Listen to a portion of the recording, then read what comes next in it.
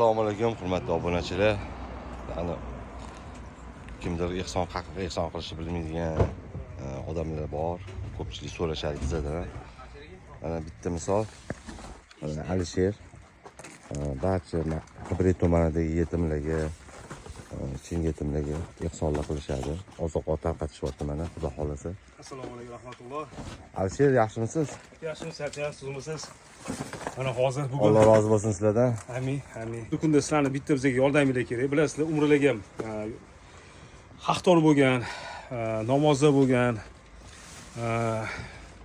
qo'ni-qo'shnilar ham guvohlik beradigan, shu inson haqdor umraga borishga, haqiqatda yaxshi inson degan insonlarni qidirib topib, imkoniyati yo'q insonlarni qidirib topib jo'natamiz. Hozirgi kunda 15 ta insonni jo'natdik. Hozir 16-inson. Bu kim?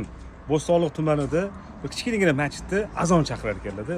Ular yordam tariqasida, ular masjidda ishlamasa kerak, bu shunchaki yordam tariqasida azon chaqiradigan muazzam. Shular o'sha yerdagi domla haqdor deb bildilar. O'rgandi, haqiqatan haqdor, imkoniyati yo'q, lekin chiqib yordam berib shu azon chaqirib yurar ekanlar. Shularni Allohning baytiga jo'natishni niyatidamiz. Hozirgi kunda bizning mablag'imiz $500 mablag'imiz yig'ilgan. Umrani yo'llanmasi $1000 oshiqroq xabaringlar bo'lsa va undan tashqari yana bitta inson bor, 17-inson. Ular ham bir masjidda qorovul ekanlar, o'sha yerda yig'ishtirib tozalab yuradigan inson ekanlar. Ular ham haqdor insonlar. Shunga bizga sizlardan yordaminglar kerak. Jamoalarga shu yordam kerak umraga.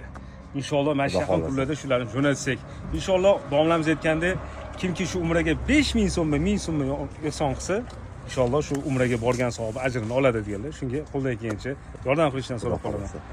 Hurmatli obunachilar, karta raqamlarini qoldiramiz. Alisherning telefon raqamlarini ham qoldiraman. Ehsonda bardavom bo'lamiz. Sizlarni yaxshi ko'raman. Sog' salomat bo'lasizlar.